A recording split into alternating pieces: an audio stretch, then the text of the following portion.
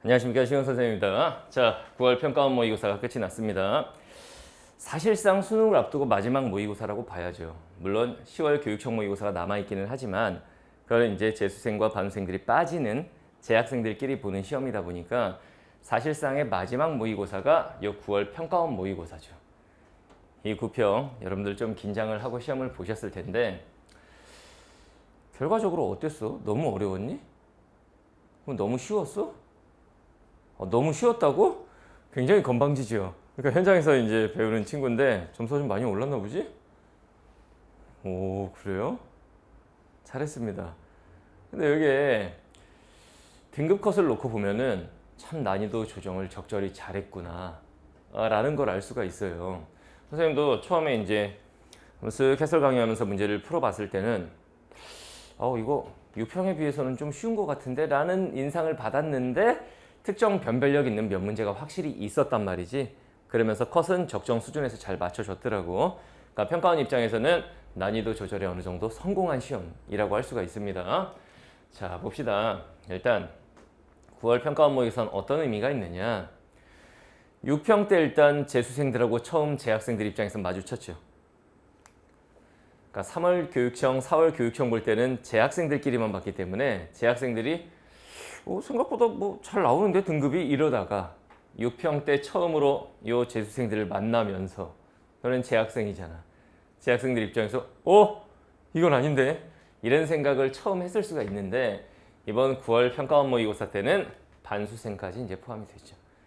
그러니까 6평 때만 하더라도 반수하려고 마음 먹었던 대학생들이지. 그러니까 대학생들이 아직 기말고사 기간이고 이래서 6평 응시를 안 한 친구들도 많이 있었거든. 근데 지금은 이제 반수하려고 마음 먹은 친구들도 다 뛰어든 상황.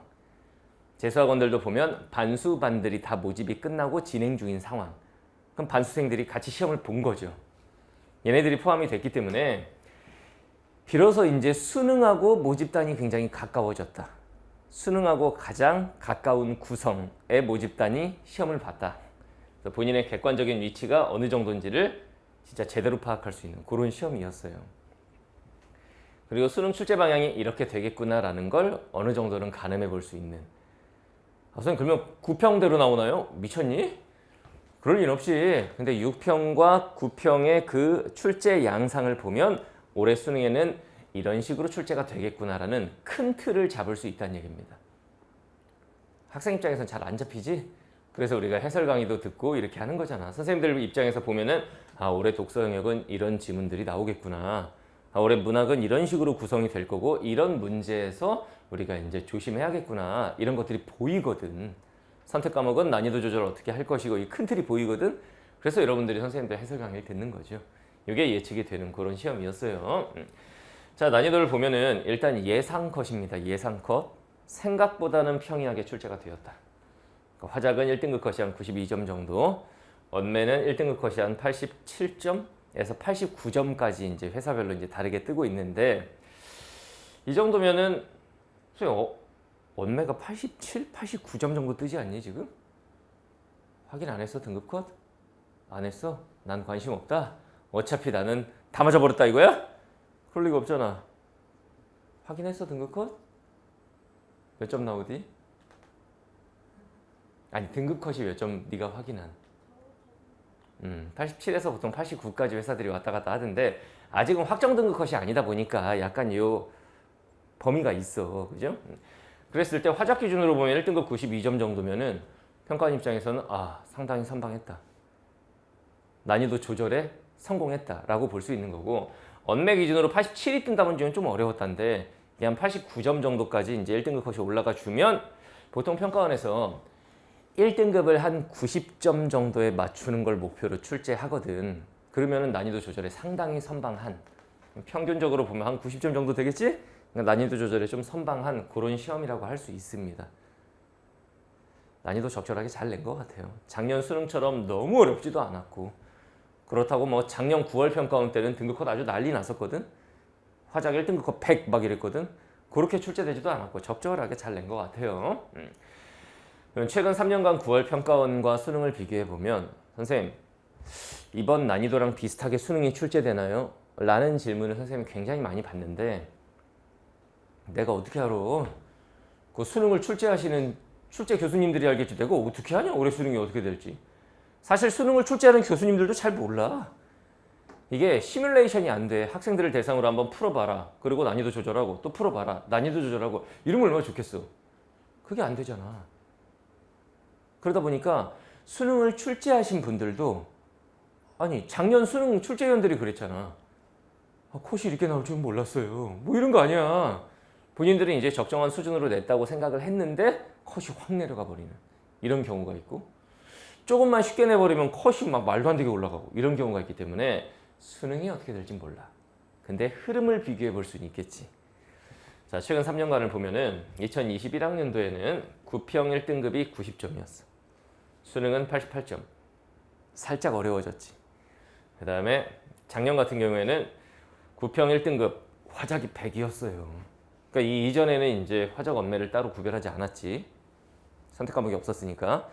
근데 작년 같은 경우에 화작 1등급 100, 언매 96. 시험이 너무 어땠던 거야? 너무 쉬웠던 거야. 이때 뭐냐면 코로나 세대의 아이들이었잖아. 지금도 물론 마찬가지지만. 근데 6월 평가원 때 살짝 난이도 있게 냈더니 등급이 확 내려가는 거야. 아, 코로나 세대 아이들이 확실히 공부 안 돼 있구나. 그러면 니네한테 맞춰줄게. 이러면서 좀 쉽게 냈더니 이렇게 가버린 거야.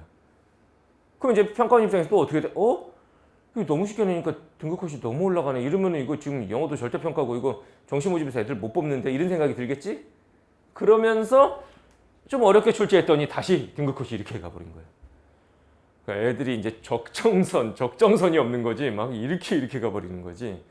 뭐 애들이 그렇다기보다는 평가원에서 잘 못 맞춘 거죠, 난이도를. 여러분들 조심하셔야 되는 게 뭐냐면은 작년에 9평 끝나고 나서 애들의 반응이 뭐였느냐? 국어는 끝. 파이널 기간 동안 국어 안 해도 됨. 특히 화작 선택자들 중에 100점들이 속출하면서 그러니까 애들 왜 이런 거 있잖아. 남은 파이널 기간 생각해 봤을 때 공부의 어떤 비중을 잘 과목별로 안배를 해야 되는데 나는 국어는 완성! 이런 애들이 너무 많았어. 그리고 시험장에 딱 가보니까 어이구 미완성, 내년에 완성해야지 이런 애들. 결국 다 재수생이 됐죠. 그러니까 이게 뭐냐면 작년에는 1교시 끝나고 작년 수능 1교시 끝나고 이미 대학 갈 친구들과 재수할 친구들이 나뉘었죠. 재수생들은 알 거야. 1교시 딱 끝나고 이미 느낌이 왔지?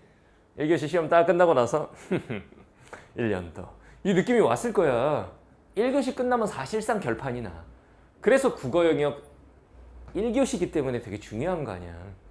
그날 하루에 시험의 향방을 결정하죠. 작년에 이렇게 출제가 됐다. 그러면은 일단 최근 2년을 보면은 수능이 더 어려웠다 이거야, 9평보다. 근데 이번에 이제 등급 컷이 이 정도 나왔어? 수능은 어떻게 될 것이냐? 모르죠. 근데 이걸 보면서 평가원은 이런 생각을 할 거야. 이거 선택 과목별로 이렇게 유불리가 있으면 안 되는 건데. 그러면은 화작 난이도를 선택 과목을 화법과 작문을 조금 어렵게 가고 언어 매체를 지금보다 조금 쉽게 가서 이 컷이 비슷하게 나오도록 만들어야겠다라는 생각은 분명히 할 거야. 이거는 100%야. 왜냐면 선택 과목 2개밖에 안 되는데 그 2과목 간에 유불리가 있으면 큰일 나는 거거든. 평가원 입장에서는 정책 실패가 되는 거라고.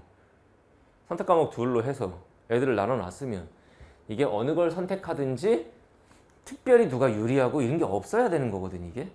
그러다 보니까 이쪽에서 난이도 조절을 하긴 할 거야, 선택 과목에서. 근데 전반적인 난이도로 생각해 봤을 땐 평가원에서는 꽤 만족할 법한, 이 정도면은 난이도 조절은 잘했구나, 이 정도 수준에서 가면 되겠다라고 아마 생각은 할 거예요. 물론 그 생각대로 될지는 모르겠지만. 알겠죠? 근데 이제 수능을 공부하는 우리 입장에서는 이번 9평보다는 지난번 6평이 더 어려웠잖아. 당연히 어려울 거라고 생각하고 공부하셔야 됩니다. 쉬운 거에 맞춰갖고 공부한다?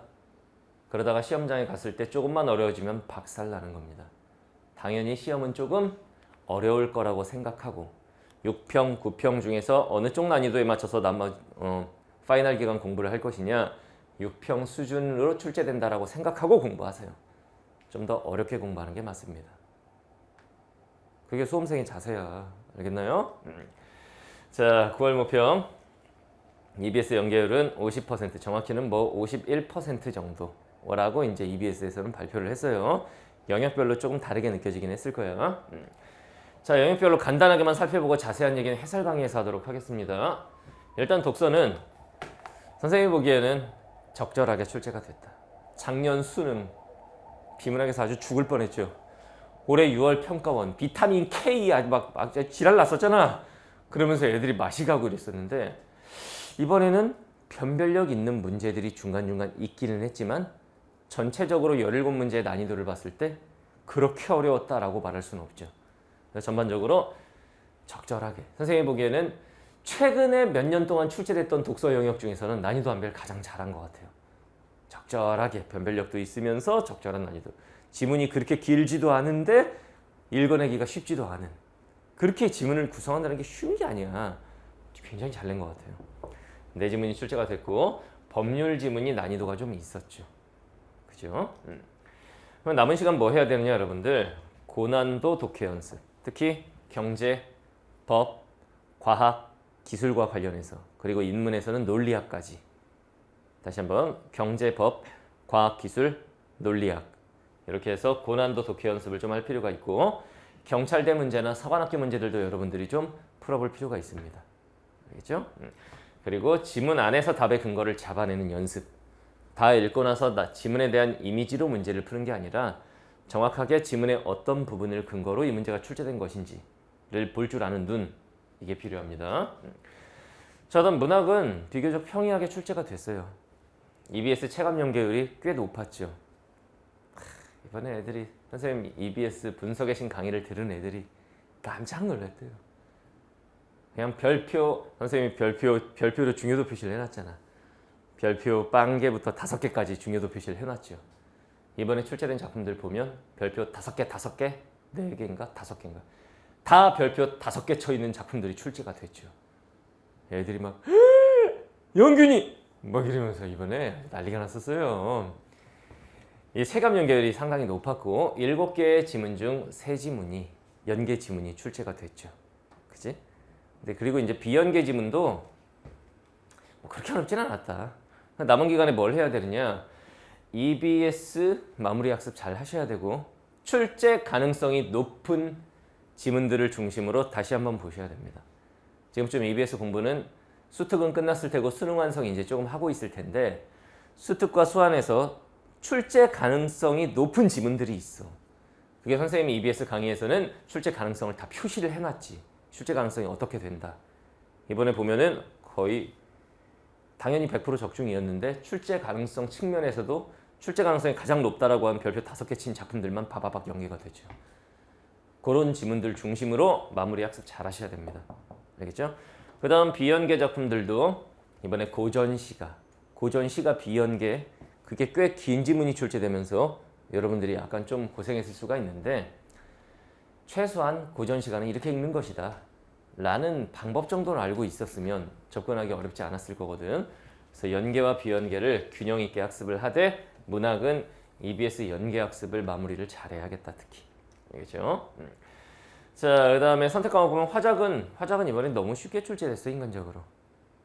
합법과 정문 융합 지문도 나오고 했는데 지문 유형에 대한 공부, 문제 유형별 풀이법을 공부하되 화작 선택자들은 잘 들으세요. 수능은 이보다 어려울 겁니다. 왜 이렇게 단정적으로 얘기할 수 있느냐? 아까 화작과 언매 이 1등급 컷의 차이를 봤지? 당연히 화작은 좀 어렵게 가려고 노력할 테고 언매는 살짝 쉽게 가려고 노력할 거야.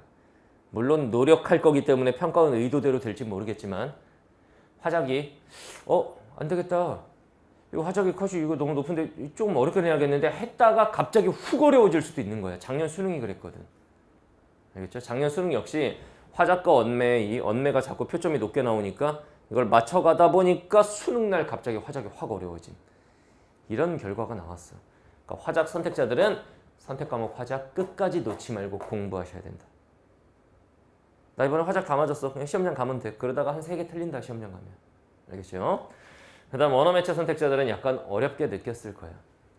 문법 문제도 쉽게 답이 도출 안 되고 그냥 딱딱 떨어져야 되는데 이게 선택지를 봤을 때 이것도 따져야 돼, 이것도 따져야 돼, 이것도 따져야 돼, 이것도 따져야 돼. 이런 식으로 출제되다 보니까 좀 적용 과정에 섬세하게 풀어야 되는 어떤 그런 능력. 그게 좀 필요했던 거죠. 그리고 매체 지문이 살짝 기존에 출제되는 것보다 좀 다양해진 지문 자체가 무슨 전자책 이런 거 나오니까 내가 전자책 지문은 못 봤는데 이런 게 좀 있을 수가 있어. 매체 지문이 좀 다양화되고 또 무엇보다 매체를 이렇게 푸는 애들 많았을 거야. 아니 TV 방송, SNS 대화, 어차피 매체 특징이지 뭐 내용 읽을 거 있어. 이런 친구들은 이번에 작살났죠. 왜냐면은 그 안에 있는 매체 지문의 내용과 연결해서도 답을 도출하는 경우가 많았지 이번에. 그러다 보니까 기존에 그런 식으로 대강 뭐에 대한 지문인지 보고 지문 대강 보고 풀던 애들은 이번에 매체에서도 틀렸을 가능성이 있어. 웃네? 매체에서 틀렸네? 죽여버릴 거야. 매체 틀리면 죽인다고 그랬지. 내용과 관련해서 출제되는 문제들이 있다고 그랬잖아. 내용도 잘 봤어야 돼. 남은 기간 동안엔 언어, 즉 문법은 개념학습 완벽히 하도록 하고 그 다음 매체 쪽은 실전 적용 능력, 다시 말하면 문제 풀이를 좀 많이 하도록 하세요. 이런저런 문제들을 매체는 좀 많이 접할 필요가 있습니다. 알겠죠?